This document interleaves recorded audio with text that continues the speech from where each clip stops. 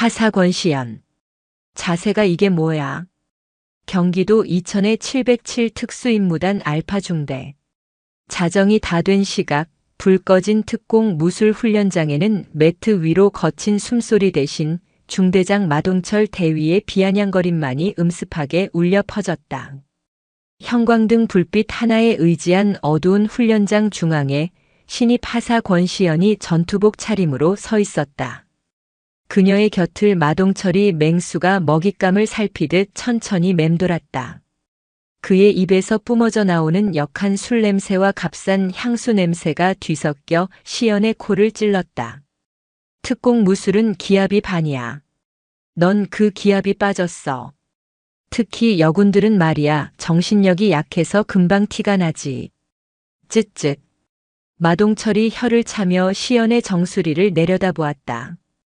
권시연은 두 주먹을 꽉 쥔 채 일부러 어깨를 움츠리고 고개를 숙였다. 그녀의 눈동자가 두려움에 떠는 척 바닥을 향했다. 죄송합니다. 열심히 하겠습니다. 목소리마저 가늘게 떨도록 훈련된 성대를 조절했다. 말로만? 훈련은 실전이야. 내가 직접 교정해줘야지. 어깨 펴. 마동철의 두툼한 손이 시연의 어깨에 툭 하고 올라왔다. 필요 이상으로 무거운 압력이었다. 남자의 손은 어깨를 주무르는 척하더니 천천히 그녀의 전투복 옷깃, 목덜미 근처로 미끄러져 내려왔다.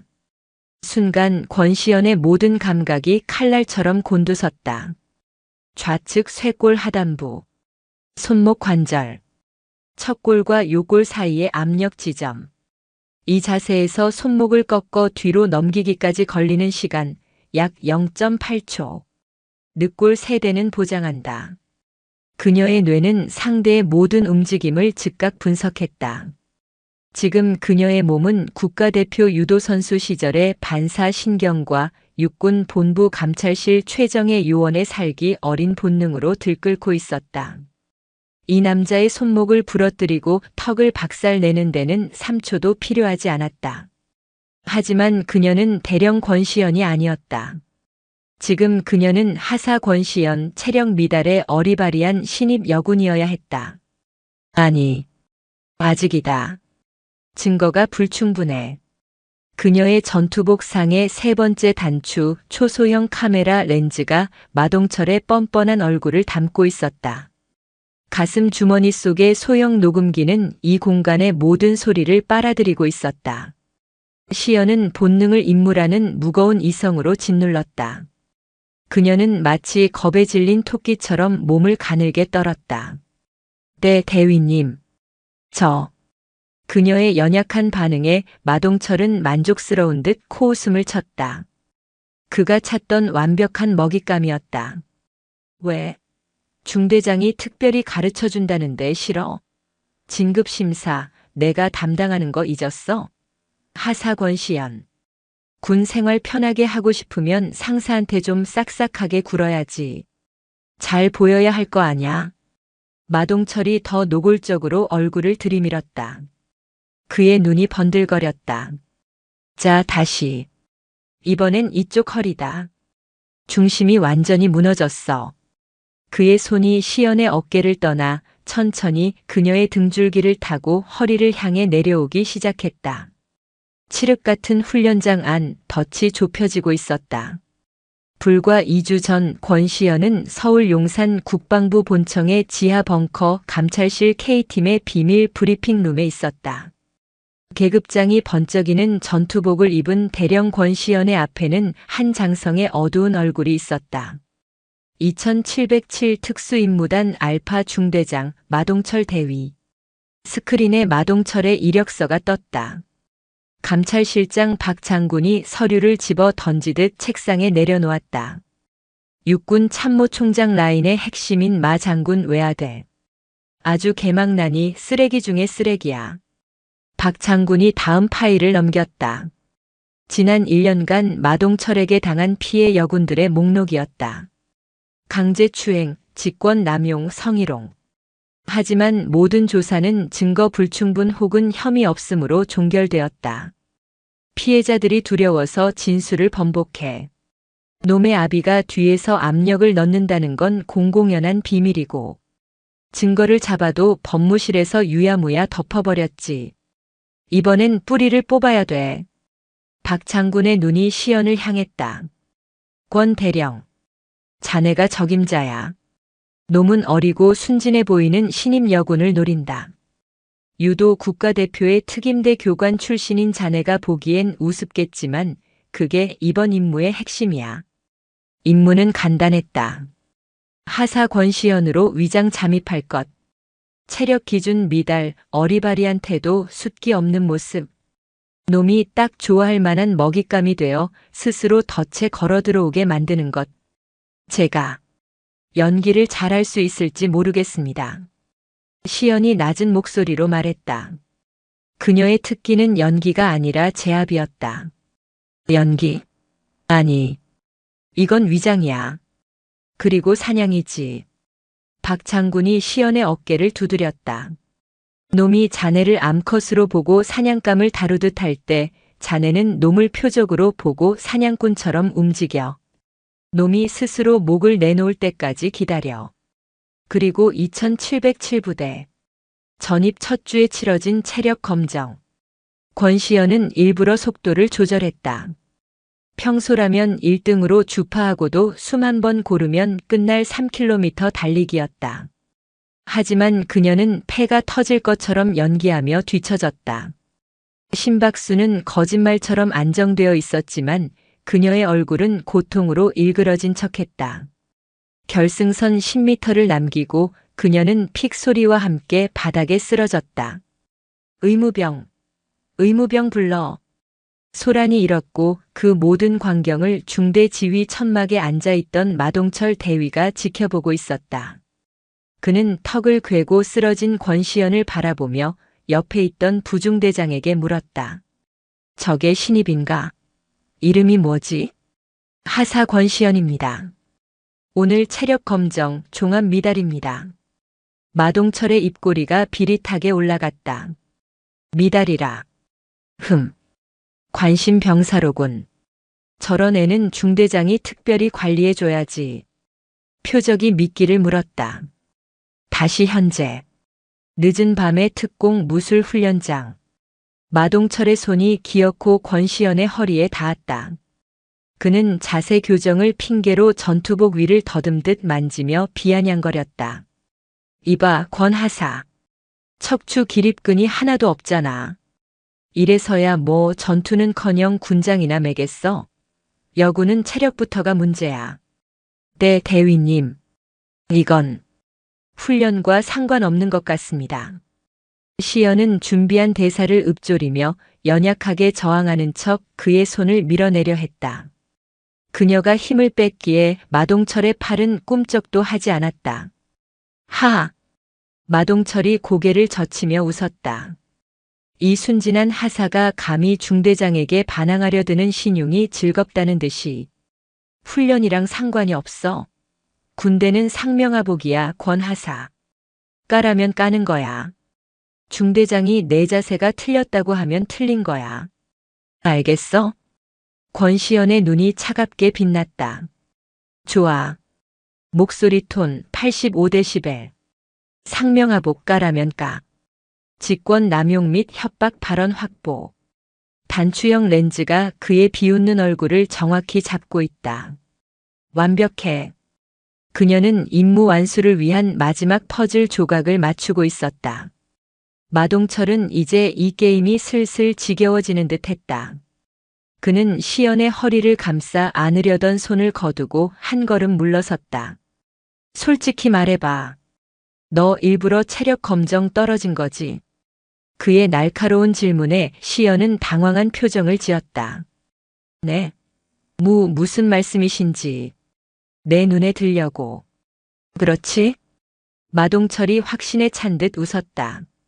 하긴 여군이 이 험한 707에서 살아남으려면 줄을 잘 타야지.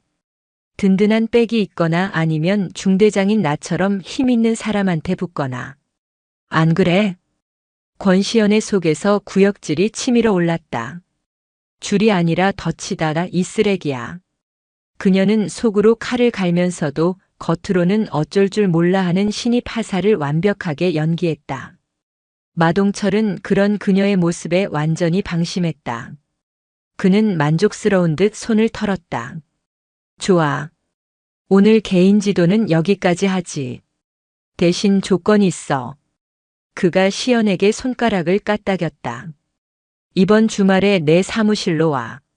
아무도 없을 때. 진짜 군 생활 생존법을 가르쳐 줄 테니까. 마동철은 진짜라는 단어에 힘을 주며 음흉하게 웃었다. 그는 마지막으로 시연의 등을 격려하듯 두드렸다. 하지만 그 손은 등을 지나 엉덩이 윗부분을 스치듯 툭 치고 떨어졌다. 명백한 추행이었다. 가봐. 훈련병. 권시연은 일부러 비틀거리듯 모욕감에 휩싸인 채 도망치듯 훈련장을 빠져나왔다. 훈련장의 무거운 철문이 닫히고 완벽한 어둠 속 복도로 나온 순간 권시연의 모든 움직임이 멈췄다. 그녀의 어깨가 펴지고 굽었던 허리가 꼿꼿하게 섰다. 두려움에 떨던 눈빛은 사라지고 얼음장처럼 차갑고 날카로운 대령의 눈빛이 돌아왔다. 그녀는 복도 구석, 감시 카메라의 사각지대에 멈춰섰다.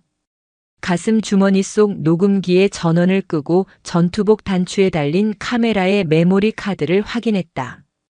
그녀는 손목에 찬 전술 시계의 통신 버튼을 눌렀다. 지직거리는 소리와 함께 훈련장 밖 어둠 속에 대기하고 있던 감찰실 K팀 요원들의 목소리가 들렸다. 팀장님, 상황 종료. 아니, 시연이 낮은 목소리로 말했다. 감찰실. 1차 증거 확보. 2단계 중대장실 유도 성공. 놈이 주말에 자기 사무실로 오라고 했다. 수화기 너머의 팀원이 침을 삼키는 소리가 들렸다. 팀장님, 그건 너무 위험합니다. 중대장실은 덫이 깊을수록 사냥감은 더 확실하게 잡히는 법이야. 권시연은 차가운 복도를 걸어나가며 덧붙였다. 주말까지 기다릴 필요 없어. 바로 내일 밤 덫을 치겠다. 마동철이 가장 방심하고 있을 때 다음 날 부대의 공기는 어제와 다름없이 굴러갔다. 하지만 권시연에게는 모든 것이 다르게 보였다. 아침 구보, 사격 훈련, 주특기 교육. 그녀는 여전히 어설픈 하사 권시연을 연기했다. 일부러 총기분의 결합에서 실수를 저질러 교관에게 얼차려를 받고 구보에서는 또다시 대열에서 낙오되는 관심병사의 모습을 완벽하게 유지했다. 그녀가 흙바닥에서 팔굽혀펴기를 하며 일부러 가쁜 숨을 몰아쉬고 있을 때 마동철 대위가 지프를 타고 훈련장을 지나가다 멈춰 섰다. 그는 차창을 내리고 먼지투성이가 된 권시연을 잠시 바라보았다. 그의 입가에 걸린 역겨운 미소가 어젯밤의 기억을 상기시켰다. 그는 마치 내가 그럴 줄 알았다는 듯한 조롱의 눈빛을 보낸 뒤 매연을 내뿜으며 사라졌다. 그의 오만함이 하늘을 찔렀다. 그는 권시연이 어젯밤 자신의 관대한 제안에 겁을 먹고 동시에 유혹을 느꼈으리라 확신하고 있었다. 자신이 권력을 쥐고 흔드는 이 부대 안에서 저 연약한 신입 하사 하나쯤 구워 삶는 것은 식은 죽 먹기라고 생각할 터였다. 권시연은 흙을 한 움큼 쥐었다. 소나기에서 바스라지는 흙의 감촉을 느끼며 그녀는 마동철의 오만함이 오늘 밤 바로 저 흙바닥에 처박힐 것임을 다짐했다. 하사 권시연, 정신 안 차려. 동작 봐라, 아주 가관이다. 교관의 고함에 그녀는 다시 어설픈 동작으로 몸을 일으켰다. 오전 훈련이 끝나고 식사 시간. 시끌벅적한 병사 식당 구석에서 권시연은 또 다른 표적을 주시하고 있었다. 알파 중대 소속의 오유진 중사였다. 그녀는 부대 내에서 실력으로는 최고로 인정받는 여군이었지만 최근 모든 훈련과 평가에서 부당하게 배제되고 있었다. 이유는 단 하나, 마동철의 개인 지도를 거부했기 때문이었다. 권시연은 식판을 들고 일부러 오중사의 맞은편에 앉았다. 오중사는 헬쑥한 얼굴로 밥알만 씹고 있었다. 오 중사님, 식사 맛있게 하십시오. 권시연이 어설프게 경례를 붙였다. 오 중사는 고개만 까딱하고는 다시 식판에 눈을 박았다. 그녀의 눈밑이 거무죽죽했다. 오 중사님, 드릴 말씀이 있습니다. 무슨 일이지, 권하사? 오 중사의 목소리는 날카로웠다. 신입, 그것도 체력 미달로 낙인 찍힌 권시연과 엮이고 싶지 않다는 기색이 역력했다. 권시연은 목소리를 낮췄다. 주변의 소음을 방패 삼아 그녀만이 들을 수 있는 작은 목소리로 말했다. 혹시 마 대위님 때문에 힘드신 겁니까? 쿨럭. 오 중사가 살에 들린 듯 거칠게 기침했다. 그녀의 눈이 공포와 경계심으로 커졌다. 너 지금 무슨 소리를 하는 거야? 어젯밤 제가 훈련장에서 마 대위님을 만났습니다. 개인 지도를 받았습니다. 오 중사의 얼굴이 하얗게 질렸다. 그녀는 권시연의 팔을 거칠게 잡아 끌었다. 식당 뒤편 인적이 드문 식기 반납처 구석으로 향했다. 너 미쳤어? 그런 말을 여기서 해? 누가 들으면 어쩌려고? 오 중사님, 저뿐만이 아니라는 걸 압니다. 그자가 중사님께 무슨 짓을 했는지 알고 싶습니다. 오 중사는 입술을 깨물었다. 그녀의 눈동자가 파르르 떨렸다. 그녀는 권시연이 마동철의 새로운 장난감이 되었다고 생각하는 듯 했다. 신고해. 신고하면 되잖아. 왜 나한테 와서 이래? 신고하셨습니까? 권시연의 직설적인 물음에 오 중사의 어깨가 무너졌다. 애써. 해봤다고. 주임 원사실에 넌지시 말했고 대대장님 면담 때도 돌려서 말했어. 그런데 아무도 내 말을 믿지 않았어. 오히려 나만 이상한 사람이 됐다고. 오 중사의 목소리가 울음으로 젖어들었다. 그 인간 아버지가 누군지 몰라. 마 장군이야. 참모 총장 라인이라고. 여기서 그 인간 밑보이면 우린 끝이야. 너 진급 막히는 건 고사하고 저기 강원도 최전방으로 좌천당하거나 아니면 불명예 전역이야. 알아? 그래서 당하고만 계실 겁니까? 그럼 어떡해? 어떡하냐고. 넌 이제 막 들어와서 아무것도 몰라. 그냥 시키는 대로 해. 적당히 비위 맞추고 적당히. 더러운 거 참아내. 그게 여기서 여군으로 살아남는 법이야. 오 중사는 권시연의 어깨를 밀치고 도망치듯 사라졌다. 권시연은 차갑게 식은 식판을 내려다보았다. 오 중사의 절망이 그녀의 심장을 무겁게 눌렀다. 살아남는 법이라고? 아니, 그건 생존이 아니라 사육이다. 그녀는 오 중사의 진술을 통해 마동철의 범죄가 단순한 성희롱이 아니라 진급과 고직을 미끼로 한 뿌리 깊은 직권 남용이자 협박임을 재확인했다. 증거는 차고 넘쳤다. 그날 오후 권시연은 감찰실 K팀 요원들과의 비밀 접선을 위해 부대 내 통신 정비실로 향했다. 그곳은 유일하게 외부망 접속이 가능하며 보안 등급이 높아 오히려 감시가 허술한 곳이었다. 그녀의 팀원 중 한 명이 통신병으로 위장해 잠입해 있었다. 팀장님, 위험합니다. 주말까지 기다리시죠. 오늘 밤은 놈의 경계심이 아직 높을 수 있습니다. 위장 통신병 김 상사가 헤드셋을 낀 채 모니터를 보며 말했다. 아니, 놈은 지금 나를 완벽하게 깔보고 있어. 어젯밤 내가 도망치듯 빠져나왔고 오늘 하루 종일 관심병사 연기를 했지. 놈의 눈에 나는 길들이기 직전의 사냥감일 뿐이다. 오늘 밤이 최적기야. 하지만 중대장실은 놈의 개인 공간입니다. 돌발 상황이 생기면 김 상사. 권시연의 목소리가 대령의 것으로 돌아왔다. 21시 정각. 부대 본관 전체의 내부 순환회로 영상을 10분간 루프시킨다. 21시 10분 내가 신호를 보내면 즉시 본관 전력을 5초간 차단했다가 복구해. 놈의 사무실에 있는 모든 개인 녹화 장비를 무력화시키기 위해서다. 그리고 그녀는 초소형 무선 이어피스를 귓속 깊숙이 밀어넣었다. 내가 체포한다는 신호를 보내는 즉시 헌병대와 함께 외벽에서부터 진입한다. 놈이 외부로 연락할 시간을 1초도 주지 마. 알겠습니다. 그리고 오유진 중사의 신변을 확보해. 마동철이 체포되는 순간 그 아비인 마 장군 쪽에서 오 중사를 협박하거나 회유하려 들 거다. 그녀는 핵심 증인이야. 즉시 안전가옥으로 이동시켜. 알겠습니다, 팀장님. 권시연은 통신정비실을 나왔다. 저녁 식사를 마치고 부대원들이 생활관에서 휴식을 취할 시간. 그녀는 마동철에게서 온 오늘 밤 9시 내 사무실로 오라는 문자를 확인했다. 주말까지 기다릴 인내심조차 없는 짐승이었다. 그녀는 전투복 상의 단추형 카메라를 다시 한번 점검했다.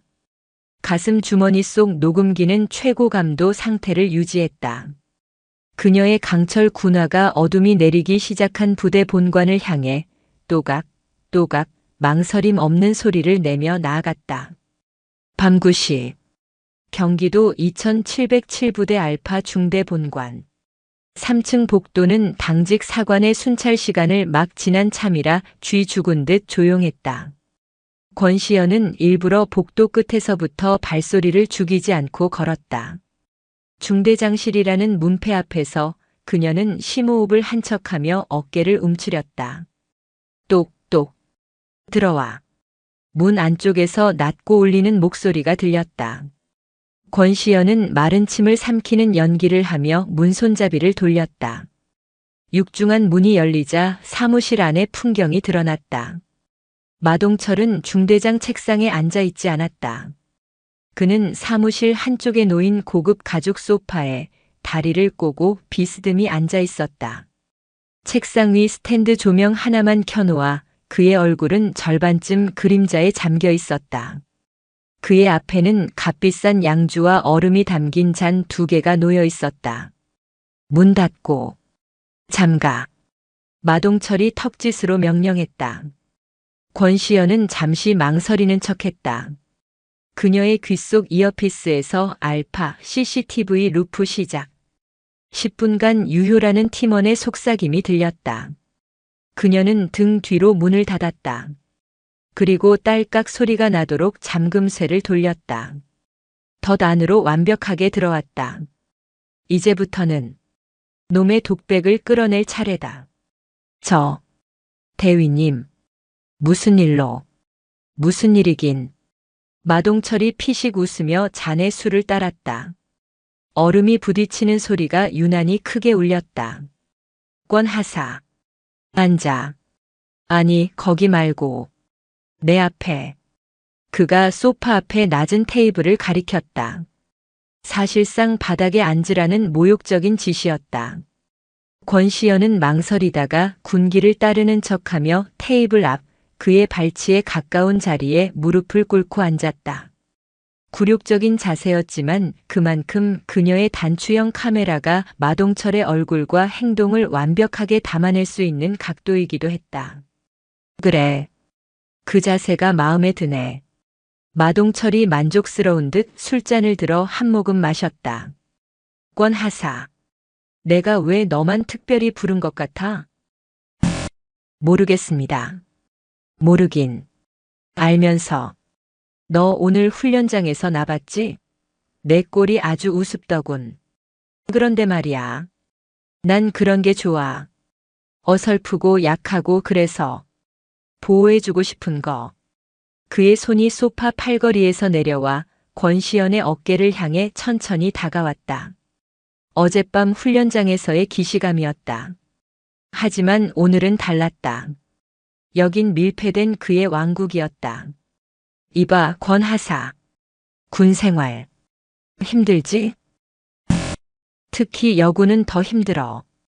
너처럼 예쁘장하게 생기면 더더욱. 늑대 같은 놈들이 사방에 깔렸거든. 그런데 그런 늑대들을 막아줄 울타리가 필요하지 않겠어? 그의 손이 시연의 전투복 어깨 견장에 닿았다. 하사 계급장을 손가락으로 툭툭 건드렸다. 이거 언제까지 달고 있을 거야? 너 진급하고 싶잖아. 편한 보직 가고 싶잖아. 안 그래? 진급 하고 싶습니다. 그렇지. 솔직해서 좋네. 마동철이 몸을 앞으로 숙였다. 그의 얼굴이 시연의 코앞까지 다가왔다. 술 냄새가 진동했다. 내가 그렇게 해줄 수 있어. 이 알파 중대에선, 아니, 이 707부대에선 내가 왕이야. 내 말 한마디면 하사 따위가 중사다는 거 일도 아니라고.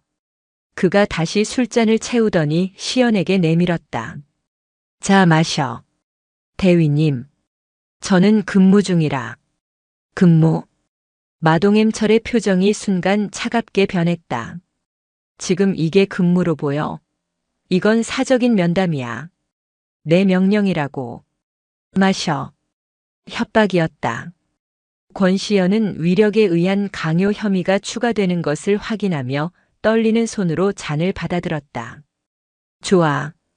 계속 짓거려봐, 마동철. 그녀는 술을 마시는 척 입술만 살짝 적셨다. 그래, 그래야지. 마동철은 그녀가 술을 마셨다고 생각하자 기분이 좋아진 듯 다시 소파에 기댔다. 저기, 오유진 중사라고 알지? 걔가 너보다 짬도 높고 실력도 좋아. 근데 왜 맨날 훈련에서 열외인 줄 알아? 결정적인 증거다. 권시연은 숨을 죽였다. 고집이 세서. 융통성이 없거든. 상사가 개인 지도 좀 해준다는데 그걸 정색하고 거절해. 군 생활 편하게 할 줄을 모르는 거야. 그래서 내가 대대장님께 보고했지. 정신적으로 문제가 좀 있는 것 같다고. 관심 병사로 분류해야 한다고. 경악할 만한 발언이었다. 멀쩡한 군인을 정신병자로 몰아 좌천시키려 한 것이다. 권하사. 넌 오 중사처럼 미련하게 굴지 마라. 응? 마동철의 손이 다시 시연의 어깨로 올라왔다. 이번에는 어깨를 주무르는 척하더니 목덜미를 감쌌다. 명백한 추행이었다. 넌 똑똑하니까 내 말이 무슨 뜻인지 알 거야. 오늘 밤 내가 날 어떻게 모시느냐에 따라 내군 생활이 결정되는 거야. 진급이냐 아니면 저기 강원도 산골짜기냐. 그가 시연의 턱을 잡고 들어올리려 했다. 증거는 충분하다. 직권 남용, 협박, 위력에 의한 강요, 강제추행. 모든 요건이 성립했다. 권시연은 이어피스를 통해 들려오는 팀원의 목소리를 들었다. 팀장님, 10분 경과. CCTV 루프가 곧 풀립니다. 놈이 사무실 개인 장비를 켤 수 있습니다. 마동철이 자신의 책상 쪽을 힐끗 보았다. 아마도 자신의 개인 녹화 장치를 켜려던 참이었을 것이다. 지금이다. 대위님. 권시연이 입을 열었다. 그녀는 여전히 무릎을 꿇은 가장 연약한 자세였다. 저, 무섭습니다. 무섭긴. 다 널 위해서. 마동철이 그녀의 얼굴에 자기 얼굴을 들이미는 순간. 쾅! 사무실의 모든 불이 꺼졌다. 스탠드 조명, 컴퓨터, 복도의 불빛까지. 칠흑 같은 어둠이 5초간 사무실을 삼켰다. 뭐야? 정전인가? 마동철이 당황해서 소파에서 일어나는 순간. 불이 다시 켜졌다. 그리고 마동철의 눈앞에 서 있는 것은 아까까지 떨고 있던 하사 권시연이 아니었다. 뭐야 너. 그 눈빛은. 마동철은 본능적인 위협을 느꼈다. 방금 전까지 겁에 질려 있던 토끼의 눈이 아니었다. 그것은 먹잇감의 목덜미를 노리는 맹수의 차갑고 무감정한 포식자의 눈빛이었다. 권시연은 무릎 꿇었던 자세 그대로 용수철처럼 튕겨 일어나며 마동철의 어깨를 잡고 있던 손목을 낚아챘다. 크악! 마동철은 비명조차 제대로 지르지 못했다. 유도 국가대표 출신인 그녀의 완벽한 손목 관절 꺾기 기술이었다. 뼈와 인대가 뒤틀리는 고통이 그의 팔을 타고 뇌까지 치솟았다. 에이, 이 미친년이. 이거 안 나. 마동철이 반대쪽 손으로 시연의 얼굴을 가격하려 주먹을 휘둘렀다. 권시연은 고개도 까딱하지 않았다. 그녀는 날아오는 주먹의 궤도를 잃고 그대로 팔을 잡아당겼다. 마동철은 제 힘에 이기지 못해 앞으로 고꾸라졌다. 권시연은 그의 팔을 꺾은 채로 그의 등을 무릎으로 찍어 눌러 소파에 처박았다. 쿵 하는 소리와 함께 마동철이 소파에 얼굴을 처박고 고통스러운 신음을 내뱉었다. 단 3초. 그녀가 그토록 억눌렀던 본능이 폭발하는 데 걸린 시간이었다. 마동철 대위. 사무실을 울리는 목소리는 더 이상 가늘게 떨리지 않았다. 그것은 수백 명의 병력을 지휘하는 지휘관의 얼음장 같은 대령의 목소리였다. 네. 내년 정체가 뭐야? 당장 이거 놓지 못해. 이게 군대에서 군형법 제92조 사망, 위력에 의한 추행. 군형법 제80조 직권남용. 군형법 제92조 5항, 위력에 의한 가혹행위. 권시연은 그의 팔을 등 뒤로 꺾어 올리며 그의 귓가에 차갑게 법조문을 읊었다. 네. 내가 그걸 어떻게 해. 아파. 아프다고. 육군본부 감찰실 K팀장 대령 권시연이다. 뭐? 마동철의 몸이 그대로 굳었다. 대령. 감찰실. 그가 이해할 수 없는 단어들이 그의 뇌를 후려쳤다. 거짓말. 거짓말하지 마. 내가 어떻게 대령이야. 이 미친. 권시연은 그의 머리채를 잡아 소파에서 들어 올렸다. 그리고 자신의 전투복 상의 가슴 주머니에서 붉은색 바탕에 금색 글씨로 감찰이라고 쓰인 신분증을 꺼내 그의 눈앞에 펼쳐 보였다. 마동철의 눈동자가 지진이라도 난 듯 흔들렸다. 대령 권시연. 그의 눈앞에 있는 사진 속 인물은 분명 자신이 하사라고 부르며 희롱했던 바로 그 여자였다. 에이, 이럴 리가 없어. 이건 함정이야. 너희들. 날 함정에 빠뜨린 거야. 우리 아버지가 누군지 알아. 너희 다 죽었어.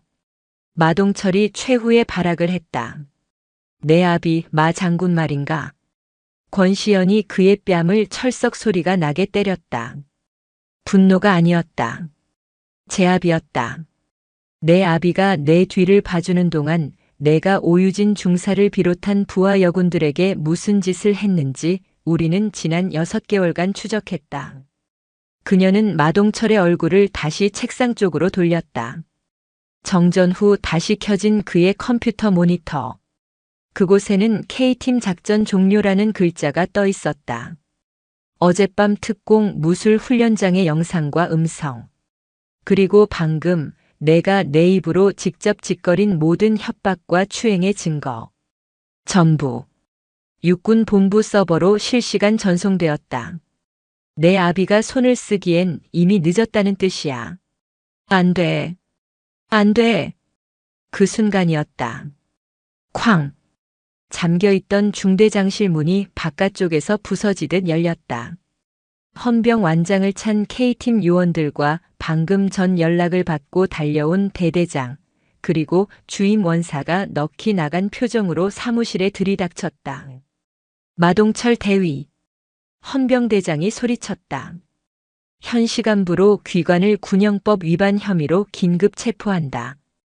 헌병들이 달려들어 권시연에게 제압당한 마동철에게 수갑을 채웠다.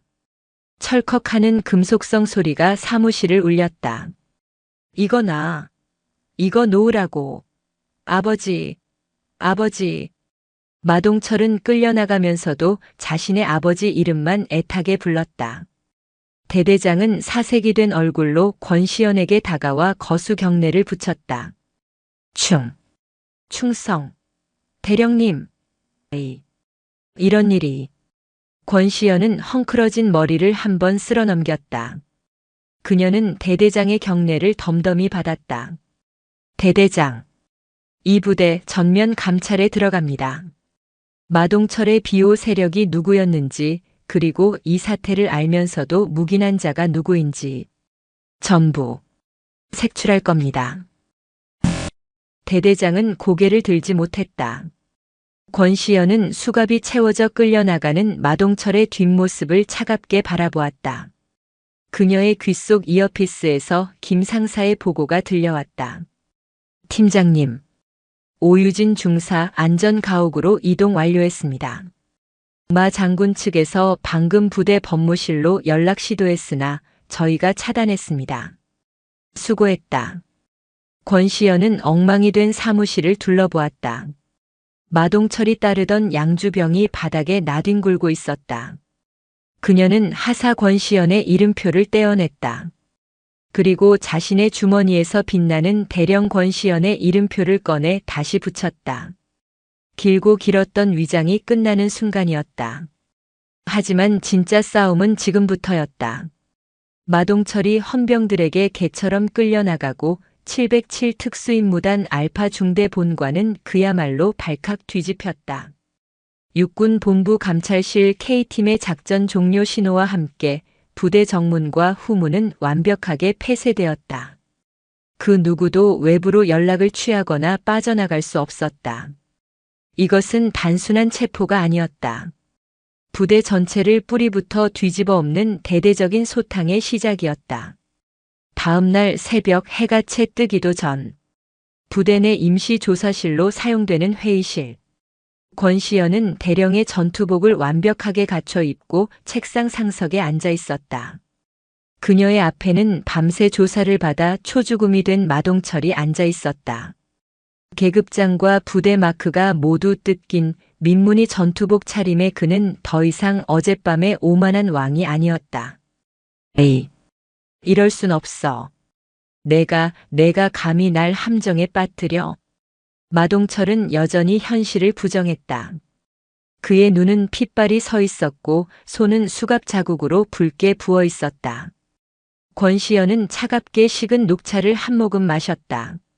함정? 마동철 대위 아니. 마동철 씨.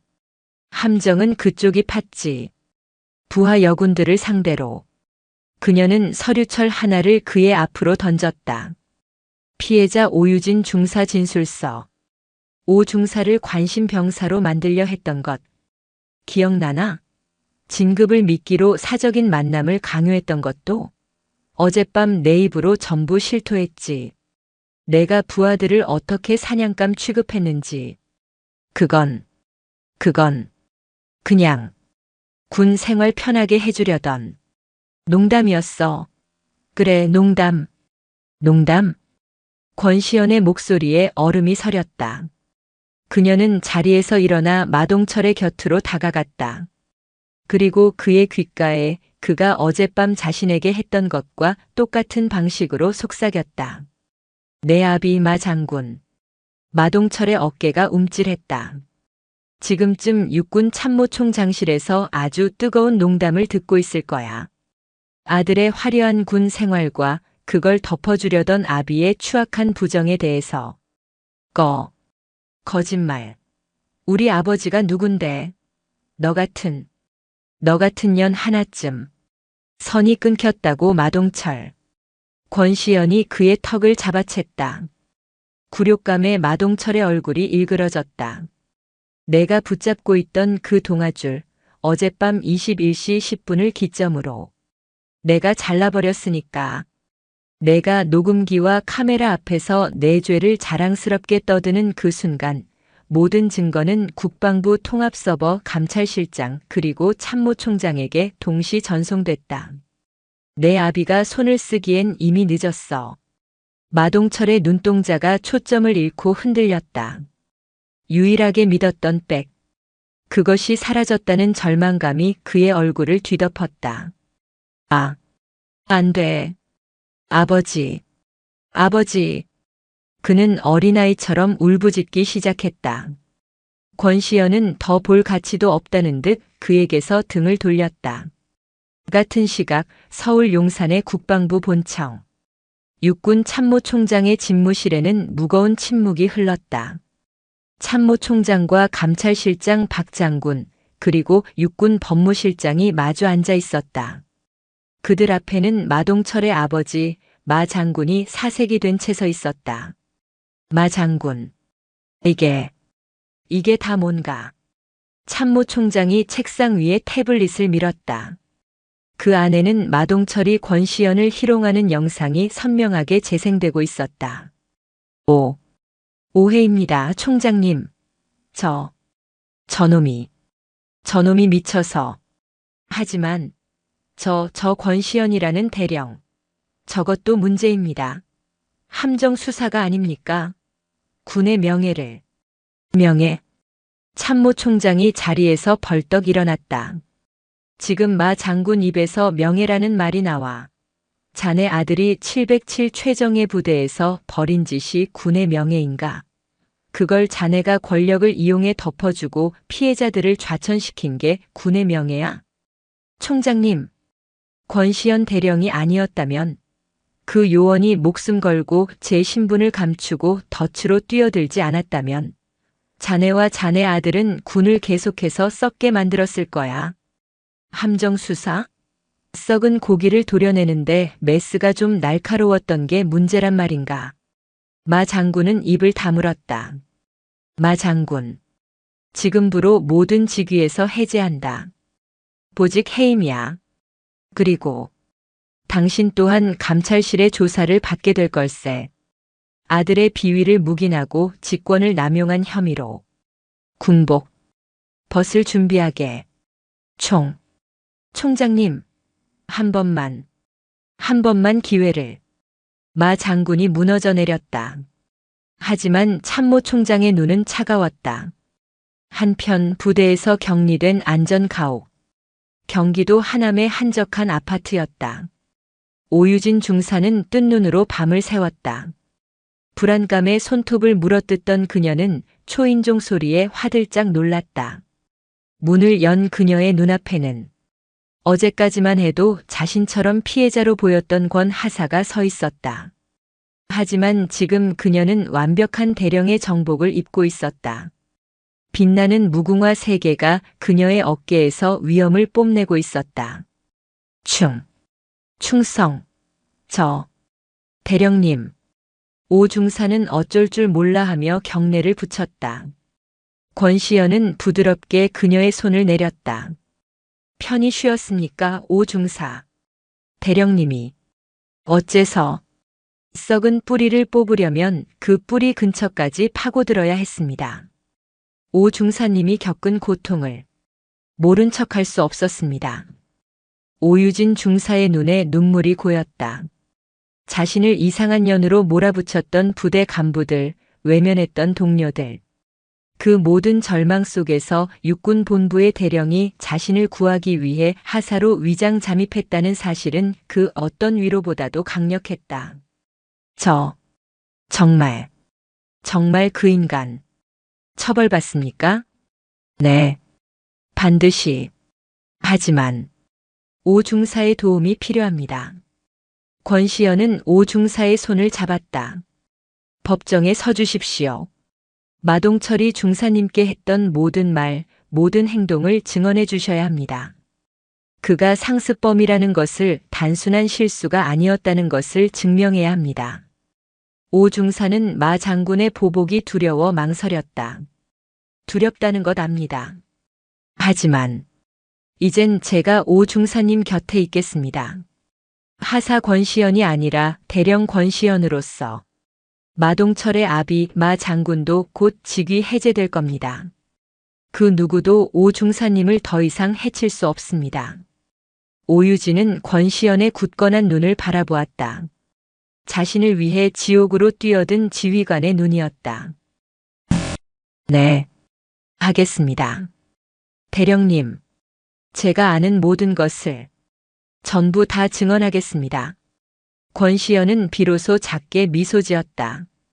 마동철을 올가맬 두 번째 족쇄가 완벽하게 채워지는 순간이었다. 707부대 내에서는 K팀의 대대적인 감찰이 시작되었다. 마동철에게 아부하며 비리를 묵인했던 주임 원사와 대대장은 물론 그에게 여군들의 정보를 상납했던 행정관까지 썩은 가지들이 모조리 잘려나가기 시작했다. 한 달 뒤 서울 용산 국방부 보통군사법원. 재판정은 군 관계자들과 취재진으로 발 디딜 틈이 없었다. 707부대 성추문 사건이라는 자극적인 이름으로 이미 언론에 일부 내용이 흘러나간 뒤였다. 피고인석에는 군복이 아닌 수의를 입은 마동철이 고개를 숙인 채 앉아 있었다. 그의 얼굴은 반쪽이 되어 있었다. 방청석 한쪽에는 이제는 장군이 아닌 민간인 신분이 된 그의 아버지 마 씨가 어두운 얼굴로 앉아 있었다. 그의 옆에는 거물급 민간 로펌 변호사들이 서류를 검토하고 있었다. 재판을 시작합니다. 재판장의 엄숙한 선언과 함께 군 검사의 모두 진술이 시작되었다. 존경하는 재판장님. 본 검사는 오늘 군의 명예를 더럽히고 상급자의 지위를 이용해 부하 여군을 상습적으로 추행하고 협박한 피고인 마동철에게 법의 엄중한 심판을 구하고자 합니다. 검사는 준비한 증거들을 하나씩 제시했다. 첫 번째, 특공 무술 훈련장에서의 음성 녹취. 여군은 이래서 안 돼. 싹싹하게 굴어야지. 마동철의 능글맞은 목소리가 법정 전체에 울려 퍼졌다. 방청석에서 낮은 탄식이 터져나왔다. 마동철의 변호인이 즉각 반발했다. 이에 있습니다, 재판장님. 해당 녹취는 명백한 함정 수사를 통해 얻어진 위법 수집 증거입니다. 피고인이 기각합니다. 재판장이 변호사의 말을 잘랐다. 피고인의 발언은 유도된 것이 아니라 피고인이 상습적으로 행해온 행위의 연장선상에 있음이 다음 증거로 증명될 것입니다. 검사 계속하십시오. 변호사의 얼굴이 굳었다. 두 번째, 중대장실에서 촬영된 영상. 자, 마셔. 내 명령이야. 오유진 중사처럼 미련하게 굴지 마라.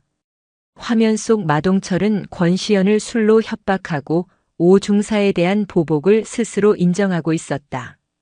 그리고 그가 권시현의 목덜미에 손을 대고 턱을 잡으려는 순간 방청석이 술렁였다. 마동철의 아버지는 눈을 감아버렸다. 그리고 결정적인 증인 피해자 오유진 중사를 신청합니다. 문이 열리고 오유진 중사가 군복을 입고 당당하게 걸어 나왔다. 그녀는 증인석에 앉아 피고인석의 마동철을 똑바로 노려보았다. 증인. 피고인 마동철이 증인에게도 개인 지도를 강요했습니까? 네. 그렇습니다. 단둘이 있는 장소로 저를 호출했고 불필요한 신체 접촉을 시도했습니다. 제가 거부하자 오 중사는 목이 메는 듯 잠시 말을 멈췄다가 다시 힘주어 말했다. 제가 거부하자 저를 정신적으로 문제가 있는 관심병사로 몰아 훈련에서 배제하고 다른 부대로 좌천시키려 했습니다. 그 증거가 있습니까? 네. 있습니다. 오 중사는 자신이 마동철과 나눴던 메신저 대화 내용, 그리고 부당하게 훈련에서 배제되었던 명령서 사본을 제출했다. 변호사가 반대 신문에 나섰다. 증인. 피고인에게 호감을 산 적은 없습니까? 단둘이 만난다는 것이 어느 정도 동의가 있었던 것은 아닙니까? 동의요? 오유진이 기가 막힌 듯 되물었다. 중대장이 부하에게 밤늦게 지도를 받으러 오라는 것이 동의가 필요한 일입니까? 그건 명령입니다. 그리고 저는 그 부당한 명령을 거부했다는 이유로 제 군 생활을 위협받았습니다. 그녀의 절규에 가까운 외침의 변호사는 더 이상 질문하지 못했다. 마지막 증인. 대령 권시현이 증인석에 섰다. 법정의 모든 시선이 그녀에게로 향했다. 변호사의 마지막 희망이었다. 증인. 육군 본부 감찰실 소속 대령 권시현. 맞습니까? 맞습니다. 증인은 왜 정식적인 감찰 절차를 밟지 않고 신분을 위장한 채 피고인에게 접근했습니까? 처음부터 피고인을 표적으로 삼고 범죄를 유도한 것이 아닙니까? 이것이 변호인의 마지막 카드 함정 수사 주장이었다. 권시현은 잠시 마이크를 고쳐 잡았다. 그리고 재판장과 배심원들을 천천히 둘러본 뒤 변호사를 정면으로 응시했다. 변호인께서는 정식 절차를 말씀하셨습니다. 그녀의 목소리는 낮았지만 법정 전체를 장악했다. 오유진 중사가 밟았던 절차가 바로 정식 절차였습니다. 주임 원사에게 보고했고 대대장에게 면담을 요청했습니다. 그 결과가 무엇이었습니까? 그녀는 피고인석을 가리켰다. 결과는 묵살이었습니다. 피고인의 아버지가 뒤에 버티고 있다는 이유로 부대의 모든 정식 절차는 완벽하게 마비되었습니다. 제가 만약 대령 권시현의 신분으로 감찰을 나갔다면 피고인 마동철은 어떻게 행동했을 것 같습니까? 그는 제 앞에서 머리를 조아리며 가장 모범적인 장교인 척 연기했을 겁니다. 그리고 저는 아무런 증거도 찾지 못한 채 돌아가야 했겠죠. 그 뒤에 오 중사는 어떤 보복을 당했을지 상상조차 하기 싫습니다. 그녀는 자리에서 반쯤 일어섰다. 범죄를 유도했다고요? 아닙니다. 저는 단지 놈이 매일 밤 저지르던 짓을 기록했을 뿐입니다. 놈은 저를 하사로 봤기에, 여자로 봤기에, 먹잇감으로 봤기에 단 한순간의 망설임도 없이 본색을 드러냈습니다. 이것은 함정 수사가 아닙니다. 그녀는 방청석의 마씨를 노려보며 말을 이었다. 이것은 썩어버린 시스템이 스스로를 지키지 못할 때 국가가 군인에게 부여한 최후의 소탕 작전이었습니다. 법정은 물을 끼얹은 듯 조용해졌다. 최종 변론이 끝나고 재판장이 판결문을 읽어내려갔다. 피고인 마동철. 피고인은 상급자로서의 우월적 지위를 이용. 피해자들에게 군인으로서의 명예를 이해본 재판부는 피고인 마동철에게 징역 7년을 선고한다. 땅, 땅, 땅. 의사봉 소리와 함께 마동철이 그 자리에 주저앉아 오열했다. 또한 군인사법에 의거 피고인 마동철을 불명예 전역에 처한다. 군인의 명예를 상징하는 계급장을 박탈당하고 범죄자로 낙인 찍힌 완벽한 몰락이었다. 방청석에서 오유진 중사가 조용히 눈물을 훔쳤다. 권시현은 굳은 표정으로 끌려나가는 마동철의 마지막 모습을 지켜보았다. 형사 재판은 끝났지만 권시현의 싸움은 아직 끝나지 않았다. 마동철은 감옥에 갔고 그의 아비는 불명예스럽게 군복을 벗었지만 피해자들의 상처는 아직 아물지 않았다. 두 번째 재판을 준비해야 합니다. 권시현은 K팀의 법무자문 변호사와 마주 앉았다. 형사처벌은 국가가 그에게 내린 벌입니다. 이제 피해자들이 입은 정신적 고통에 대한 보상을 받아낼 차례입니다. 권시현과 오유진 중사는 공동 원고가 되어 마동철 개인과 그의 비위를 묵인한 국가국방부 그리고 아들의 죄를 알면서도 방조한 아버지 마 씨를 상대로 민사소송을 제기했다. 피해보상 청구 금액은 군 관련 소송 역사상 유례가 없는 거액이었다. 이 소식이 전해지자 언론은 그야말로 폭발했다. 서울 광화문 프레스센터.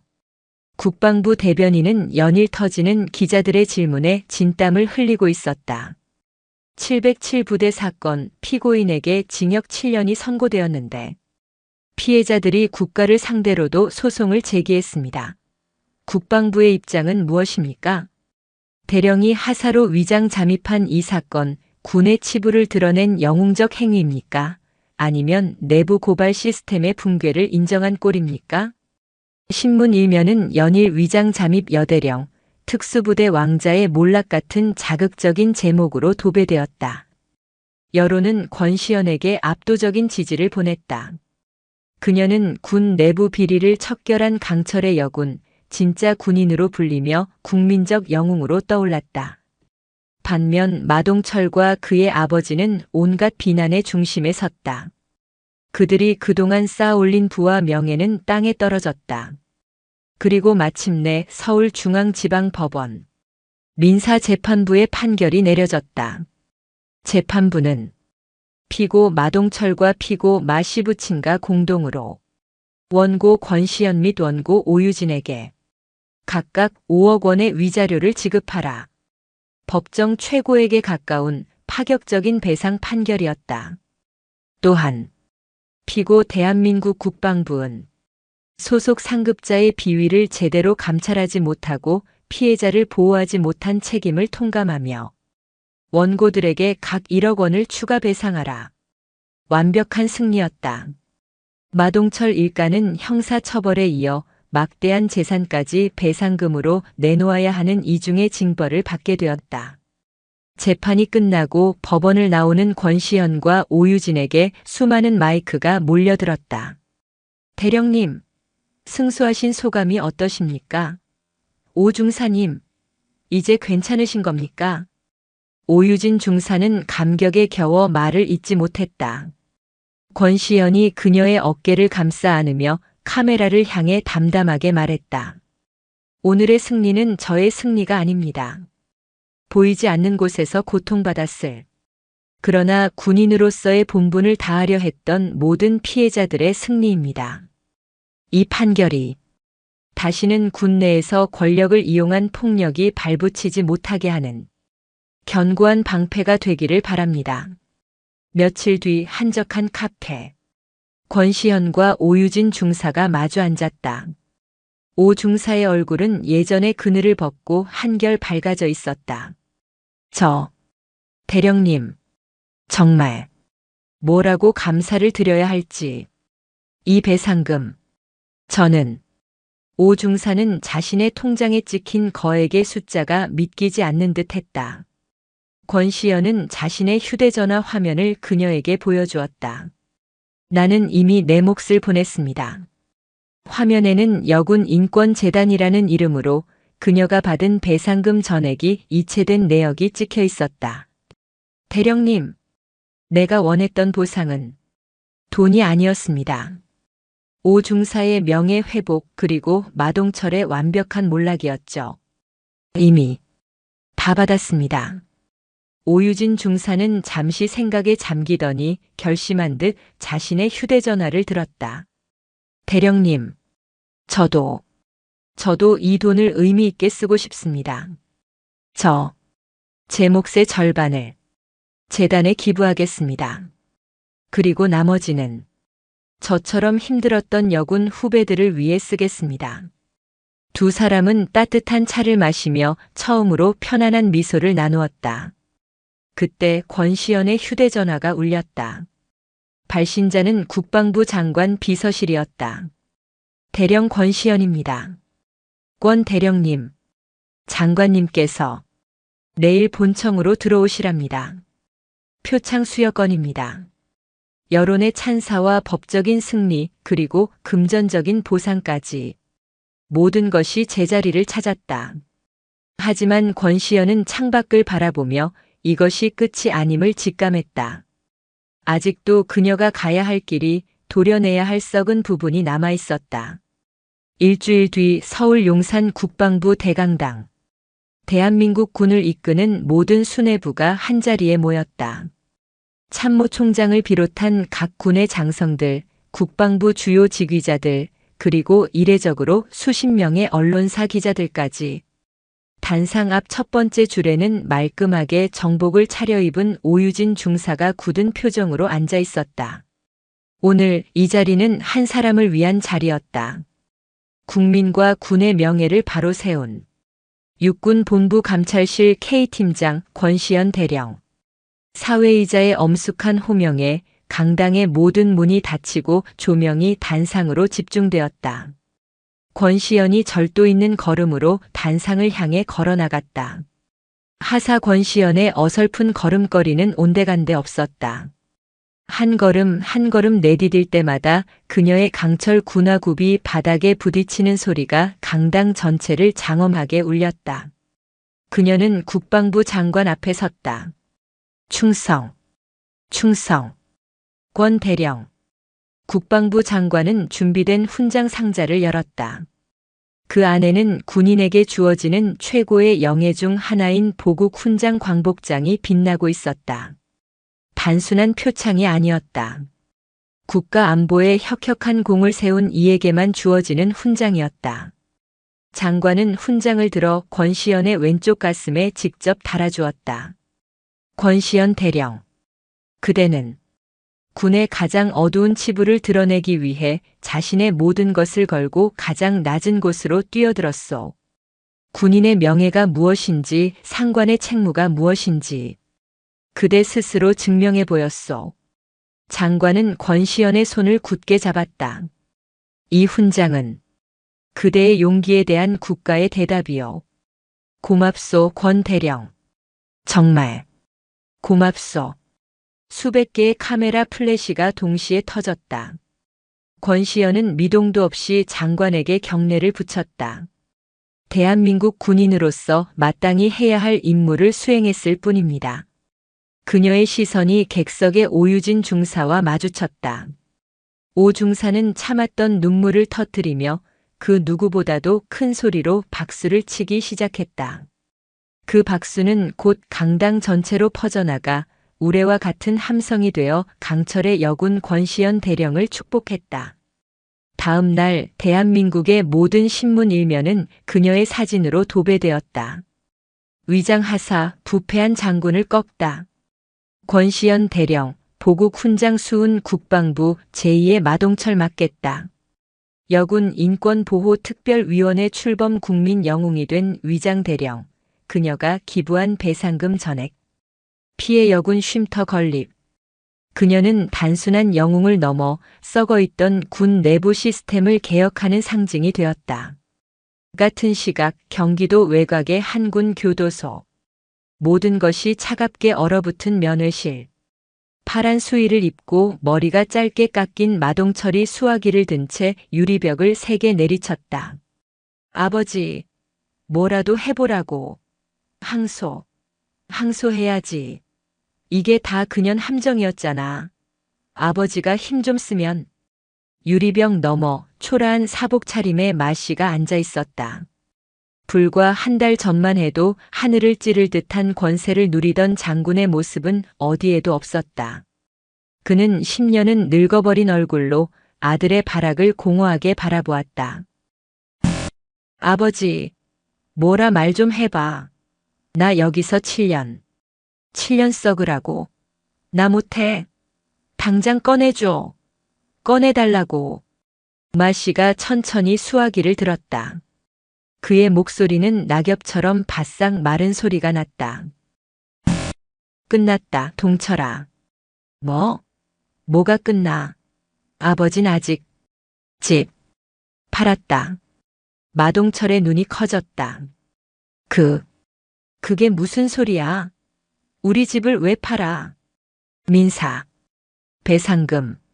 내가 저지른 짓 때문에 물어줘야 할 돈이다. 내가 감옥에서 평생 일해도 못 갚을 돈이야. 내 어미랑 나. 길거리에 나앉게 생겼다. 거짓말. 거짓말이지. 아버지, 나는. 그리고 다시는 나를 아버지라 부르지 마라. 마씨가 수화기를 탁 소리나게 내려놓았다. 아버지. 마동철이 유리벽을 미친 듯이 두들기며 울부짖었다.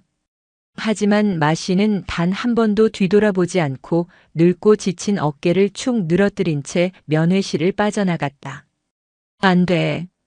안 돼. 권시연. 이 개 같은 년. 내가 나가기만 하면. 마동철의 저주 섞인 절규는 차가운 유리벽에 부딪혀 공허하게 흩어졌다. 그가 그토록 믿었던 동아줄은 그를 나락으로 이끄는 썩은 밧줄에 불과했다. 완벽한 몰락. 그에게는 그 어떤 구원의 여지도 남아있지 않았다. 며칠 뒤 맑게 갠 가을 하늘 아래 육군 본부 청사 앞 벤치. 권시연이 커피를 들고 잠시 휴식을 취하고 있었다. 그녀의 훈장은 다시 전투복 안쪽 주머니에 보관되어 있었다. 대령님. 익숙한 목소리에 고개를 들자 전투복이 아닌 편안한 훈련복 차림의 오유진 중사가 밝은 얼굴로 서 있었다. 오 중사. 여긴 어쩐 일입니까? 대령님께 감사 인사드리러 왔습니다. 그리고 이거. 오 중사가 서류 봉투 하나를 내밀었다. 이게 뭡니까? 특수전 사령부 부사관 재입교 신청서입니다. 권시연의 눈이 빛났다. 마동철 때문에 부당하게 탈락했던 바로 그 과정입니다. 이번엔 제 실력으로 당당하게 통과해서 최고의 특전 부사관이 될 겁니다. 오 중사의 눈에는 더 이상 두려움이나 절망이 없었다. 그녀는 과거의 상처를 딛고 자신의 자리를 되찾을 준비를 마친 진짜 군인이 되어 있었다. 오 중사라면 분명 해낼 겁니다. 권시연이 진심으로 미소 지었다. 이 모든 게 대령님 덕분입니다. 정말 감사합니다. 오 중사가 허리를 90도로 숙여 인사했다. 권시연은 그녀의 어깨를 두드려 주었다. 오 중사가 경쾌한 발걸음으로 멀어지는 것을 보며 권시연은 남은 커피를 마셨다.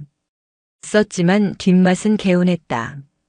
그때 그녀의 곁으로 감찰실장 박 장군이 다가와 앉았다.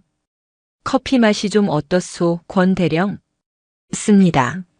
하지만 속은 시원합니다. 그래야지. 박 장군이 웃으며 서류철 하나를 툭 던졌다.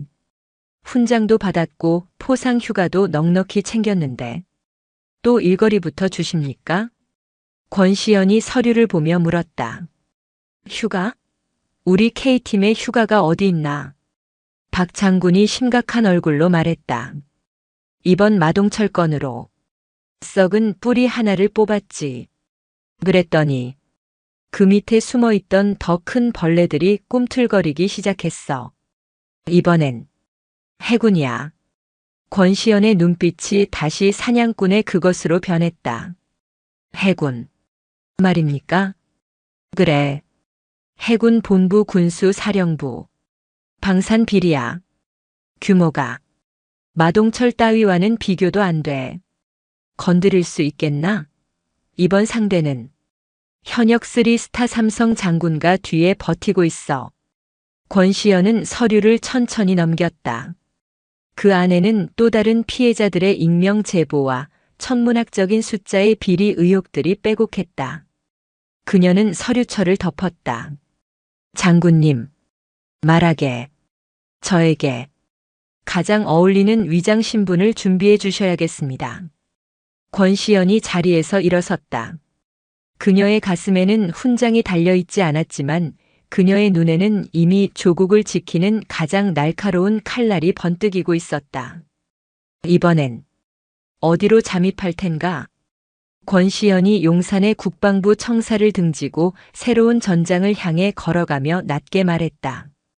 가장 어둡고 가장 깊숙한 곳으로 가야겠습니다. 그녀의 강철 군화가 다시 한번 정의를 향한 힘찬 발걸음을 내디뎠다.